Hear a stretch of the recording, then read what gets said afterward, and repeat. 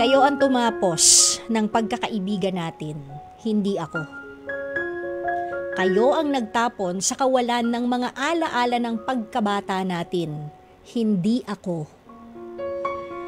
Dahil nalaman ko man ang katotohanan o hindi, nung unang araw pa lang na nagkaintindihan kayong dalawa at nagkasundong pagtaksilan ako, noon pa lang, winasak nyo na yung mahigit 4 na dekadang pundasyon ng samahan natin. Di ko naman akalain, Lina, na sa kabila ng makinis mong balat, may kaliskis ka pala ng ahas. Kailan ba, Lina?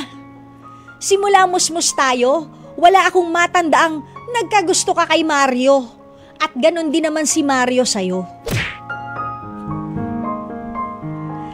Bakit kung kailan nagkaedad naman tayo, tsaka nyo naisipang magloko? At ako pa talaga ang tinalo nyo? Mario! 20 taon na tayong kasal. Kailan ka nagsimulang magbago? Wala man lang akong napansin sa'yo. Hindi ko alam kung manhid lang ako o sadyang subsub lang talaga ako sa trabaho dahil prioridad ko ang pag-aaral ng mga anak ko. Na anak mo rin. Pero hindi ako sigurado kung naisip mo man lang ba sila bago mo pinasok yang kawalang hiyaan ninyo ni Lina. Inahas ka niya? O inahas mo siya? Kahit sino pa sa inyo ang nagapangan ng kanino, malinaw lang na kami ng mga bata ang winalang hiya ninyo. Wag na wag ka lang babalik sa amin ng mga bata pag dumating ang panahong gumagapang kayo sa hirap at sinisingil na kayo ng karma. Panindigan niyong dalawa yan. Gaya ng paninindigan ko rin.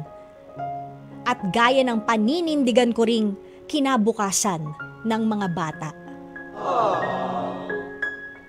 Mahal kita, Mario. Kaya nga asawa kita. Pero mahal kong lalo ang mga bata. Kaya pipiliin ko ang sarili ko para maging ilaw at haligi nila kahit hindi kita kasama.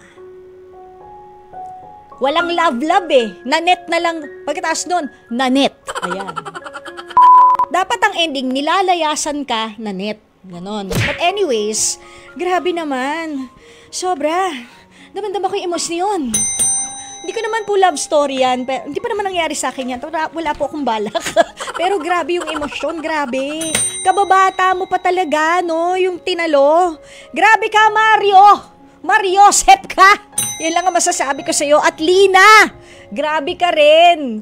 Dati magkalaro kayo ni Nanet. Lina, linaro mo rin. Si Mario. Oh my golly. At ikaw naman, Nanet. In fairness to you, Mars, ganyan dapat ang babae, matatag. Hanga ako sa'yo. I really admire you. Hindi ba? Ikaw, Nanet, ay nanetiling matatag para sa mga anak mo. Just keep on moving forward. And kung dumating man ang araw na nagsisi na silang dalawa, sana makuha mo pa rin sa puso mo na magpatawad. Kasi sa mata ng tao, sa'yo, sa mga anak mo, it's not for you to judge, but there is somebody up there who knows that they have sinned. Okay? So, Nanet, sana in time, mag-heal ka na at pati yung mga bata, mag-heal na. Okay?